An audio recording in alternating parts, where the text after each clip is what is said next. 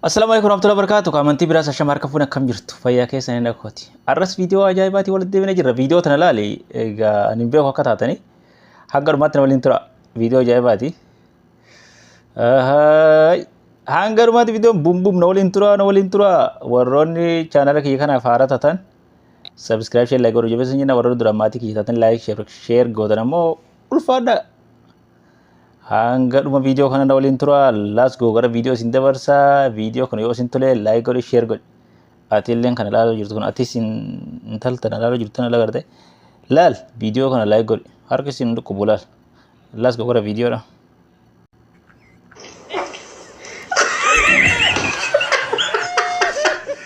Hai. Akkam ta'e beektaa? Gajjereeti daa'ima dhum gadha jeeti yoggaa daa'imni waan guyyaa dhugaa oolte aanan dhugaa oolte fuutteetti ilaala afaanitti ol dachaafte jechuudha. Garuu nu ilmi dhiiraa kun gartee waa obsuu fi waa gartee wanni jechuu hin dandeenyu. Garuu osoo haadha taate haati akkanaa miti beek. Haati waa garaa laafti gartee daa'ima sii dhaltee garaa laafti garuu dhiirri nuti dhiirri dubbi jabdu laas gomee aga dhumaatti ilaalla. Aywa.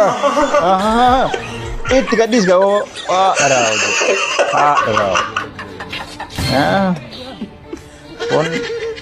Ama bidara dhufu kana fuudhetti harka osoo inni harka gubuu jiruuti namtichi duraan ol kan fuudhu duraan hin qabu qalawa itti godhe gaa qala goonaan qalawu keessa godhe kunillee gartee gubee galliqimsuu wayitaati hidhee garaa keessa gasseennan dubbi biraati.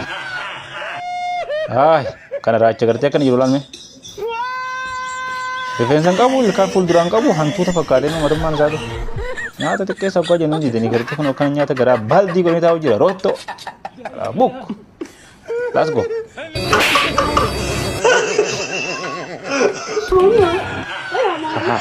Abro kuno tanaman nanjib. Abu. My God. Okay now. Abo gasarat lal. Bodo nyata na jibzi. Nyata na jibzi jettani lal. Zaman ko tani bega. Anyata jin jibzi ne garte bodo nyata ka nyatun din. Sifootun ilma namaati moo bineensa jedhan gartee raammoo boolla keessaa gartee dhibeetanii miiraammoon tun bara bakka biyya Itoophiyaa kan kafaa keessa muka fa'aa kaa'uu naannoo bakka horiin jiran fa'aa ni dhufti bara. Saanuma gartee isiin lafa keessaa baatee ol qabatteeti jirtu osoo bilcheessinis nyaatti gaa'oo. Allah. Hayyee laala aga dhumaatti. Sitti maa hoyte naalaabuu. How about the other one? Lal me. Okay. In horsifti sai simano. Lal bombille maal jetta wala fara demsan tabarat.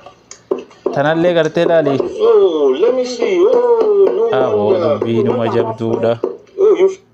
Me tana fa kam godu demti wanti tun garte tani maal jetta la fara demtok. Tana fa mi namne kam nyaata. Ilmi namata jaldi sun nyaatu garte.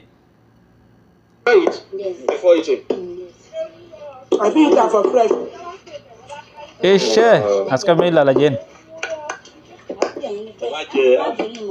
Kon tu wanya tu demu kanya tu wanya tu. This one is more delicious. Na mari botu wanti guratin. Namni fokus durano khairin ka ubar. Namni fokus tum kam pato ni banasun.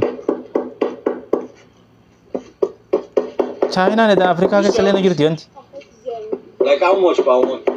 Melali mera ramot na lal me. 3 for how much? Meta na kam dinam niya. 3 for 100 naira. But these ones are very big. This one big. This 300 naira. Lal me. And I just go. In horsifti se awante ya ke. I don't hear that language. Akkasi video tu yoo sin tole aga video birati wal deemnu tunaga na tura yaada fi gaafi qabdon comment jalatti na barreessa agartee nyaata norka ballees jettine ammoo akka nyaata dhabdanii guyyaa guutuu qoonqoo gara duwwaan oolle akkasi bye.